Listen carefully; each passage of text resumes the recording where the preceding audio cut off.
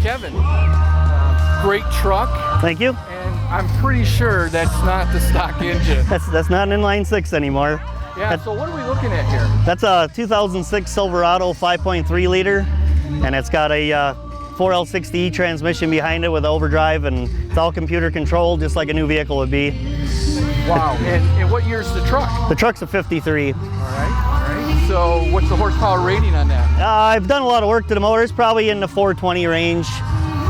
That must make this truck really scoot. Yeah, it goes down the road really nice. Yeah, I think it's good mileage too. I'm guessing around 20 right now it's pulling, so it's a lot of fun. And you still have the air conditioning hookup? Or no air conditioning. No. It's got the cowl vent for that. And it's really reliable. You can get it and drive it anywhere. I just put it on the road. Actually, April of this year was the first it's been on the road since I bought it, and yeah, I got about 1,000 miles on it since April. So we've been driving it a lot. And how much effort was it to get that in there? I built this whole truck from the frame up. When I bought it, it was completely gutted. I brought home about 5 boxes of parts, and everything else was bungee corded together. So there was nothing to it when I got it, so I built it as I went. And you did this in your garage at home? In my garage at home. Fantastic. I built this truck 100%. Fantastic. Yep.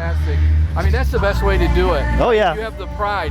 How big was your smile when you drove it the first time? Oh, I barely fit in the inside with it. I bet. Wow. It is really special. Anything else you're doing to the truck? Or? The only thing I really have to do now is I got to do a headliner and some sun visors. It really needs sun visors, but the paint's going to stay like that. It's red oxide primer, and the door sticker's a tribute to my dad. When I was born, he had a wrecker service, and that's right off of one of our wreckers.